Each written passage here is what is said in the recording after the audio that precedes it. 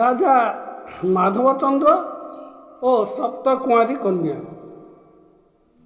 ଥରେ ରାଜା ମାଧବ କୋଶଳପାଟଣାରେ ରାଜୁତି କରୁଥିବା ସମୟରେ ଗନ୍ଧମର୍ଦ୍ଦନ ପର୍ବତକୁ ଭ୍ରମଣ କରିବା ପାଇଁ ଯାଇଥିଲେ। ଶୁଦ୍ଧ ଜଳରେ ସ୍ନାନ ସାରି ହରଗୌରୀଙ୍କର ପୂଜା କଲେ। ନୃସିଂହନାଥଙ୍କ ଦର୍ଶନ କରିବା ପାଇଁ ଯିବା ସମୟରେ ପର୍ବତ ଶିଖରରେ କ୍ଳାନ୍ତ ହୋଇ ସତ୍ୟ ଆମ୍ବ ବୃକ୍ଷ ତଳେ ବସି ପଡ଼ିଲେ।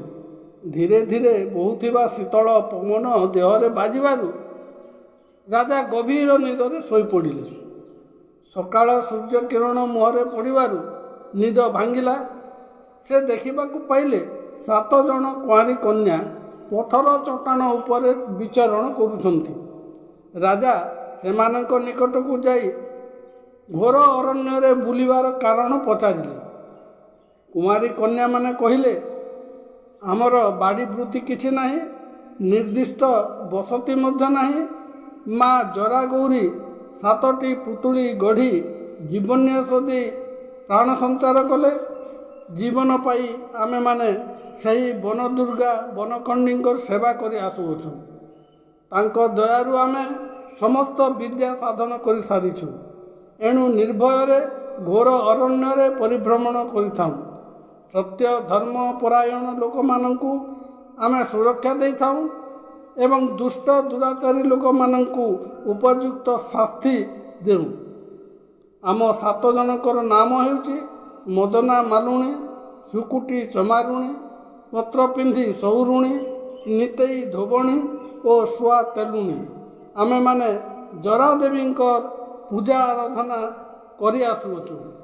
ଆମମାନଙ୍କର ରହିବା ସ୍ଥାନ ହେଉଛି ବୀରଘାଟ। ରାଜା ନିଜ ପରିଚୟ ଦେଇ କହିଲେ, ମୋ ନାମ ମାଧବଚନ୍ଦ୍ର। ମୁଁ କୋଶଳ ରାଜ୍ୟର ଅଧିପତି। ସୁଲୋଚନା ମୋର ଧର୍ମପତ୍ନୀ ଅଟନ୍ତି। ମୋ ରାଜ୍ୟକୁ ଆସି ତୁମେମାନେ ସୁଖରେ ବସତି ସ୍ଥାପନ କର।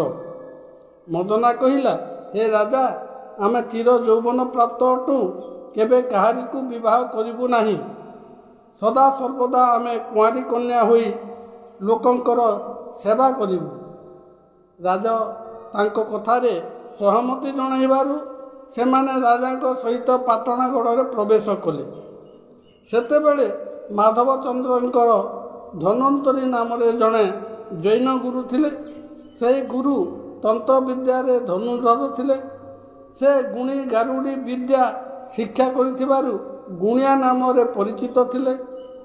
7 ଜଣ କୁଆଁରୀ କନ୍ୟା ସେହି ଗୁରୁଙ୍କ ପାଖରେ ରହିଲେ।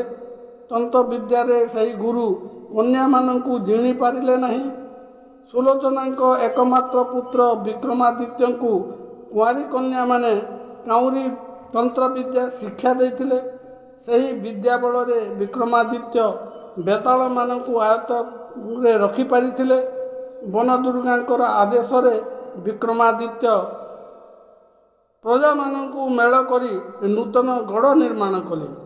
ସେହିଦିନଠାରୁ ପତ୍ତନଗଡ଼ ବିକ୍ରମଗଡ଼ ନାମରେ ନାମିତ ହେଲା।